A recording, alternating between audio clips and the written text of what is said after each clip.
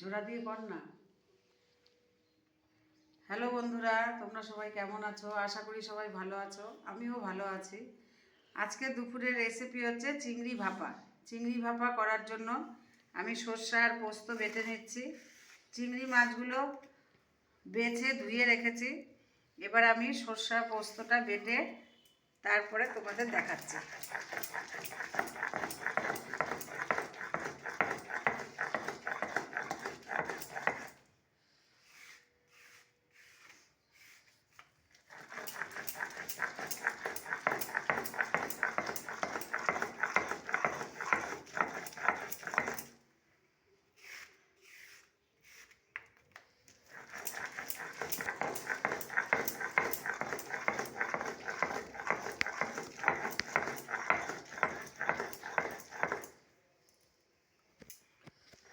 বন্ধুরা, সর্ষে পোস্ত বাটা আমার হয়ে গেছে।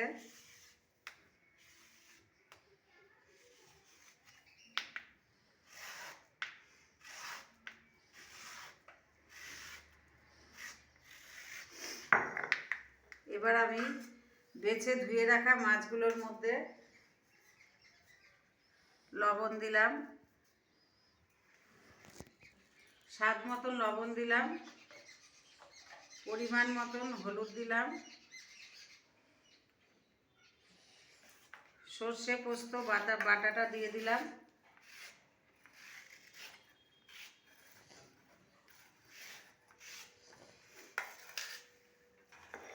শিলনোড়াটা ধুয়ে একটু জল দিলাম,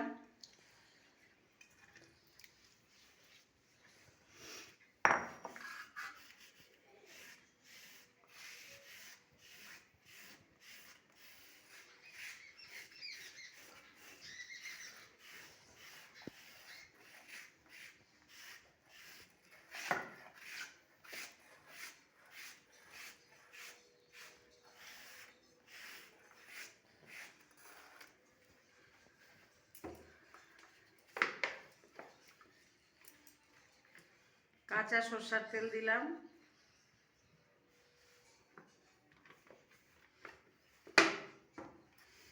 এবার দুটো কাঁচা লঙ্কা দিয়েছি। এবার এটাকে আমি ভালো করে মাখবো।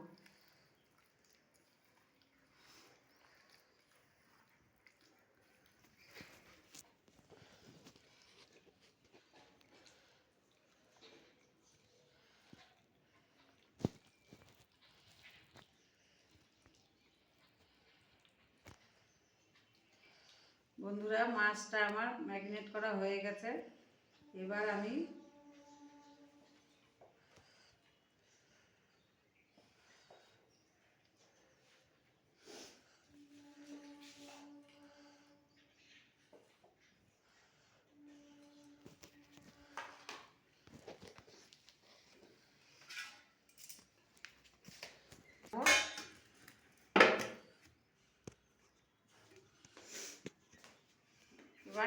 গ্যাসটি ধরাবো। গ্যাসের উপরে কড়াইতে জল দিয়েছি। জলের মধ্যে আমি এই টিফিন বক্সটি দিয়ে দেব।